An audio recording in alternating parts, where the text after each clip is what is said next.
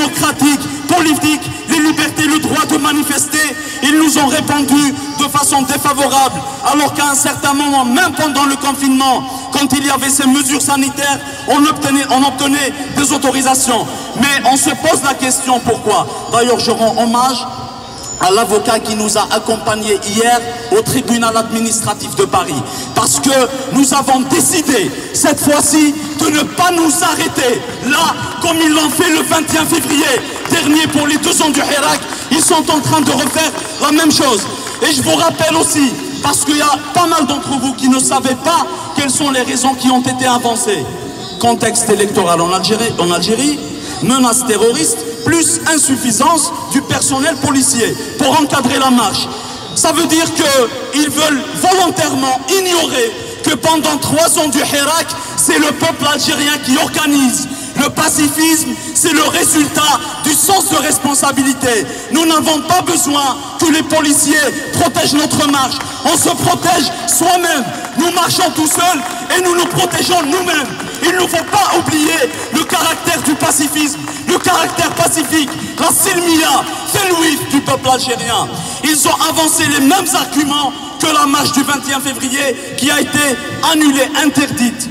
Menace terroriste. Vous savez pourquoi? Parce qu'il y avait un enchaînement qui a été mené par le pouvoir algérien contre le Hirak. Au début, il a commencé par diaboliser le drapeau berbère. Par la suite, ils ont parlé de Shirvima. Ensuite, petit à petit, quand ils ont vu que le peuple, finalement, il voulait du réel, un véritable changement pacifique et démocratique en Algérie, ils ont ciblé des organisations faisant partie du Hirak ou peut-être ne faisant même pas partie du Hirak, le MAC, organisation terroriste, Rachet, organisation terroriste, pour après, quelques temps après, dire que si vous permettez aux Algériens en France de marcher, il va y avoir la menace terroriste. C'est nous dire indirectement que le Hirak est terroriste. Nous ne sommes pas des terroristes, nous sommes des pacifistes, nous sommes silmiyin, nous ne rien de jamais nous sortirons de ce caractère pacifique. La deuxième des choses et qui est encore plus dangereuse, lorsqu'ils ont interdit la marche du 21 février 2021, ils ont avancé le contexte électoral en Algérie. Ça veut dire que le préfet de police de Paris, il savait déjà qu'il y aurait des élections législatives en Algérie et Tebboune ne savait même pas qu'il y aurait des élections. On se pose la question, d'où viennent les décisions en Algérie? D'où viennent les décisions qui sont menées par ce régime algérien? Ça vient de Paris, ça vient des Émirats, ça vient des autres puissances mondiales.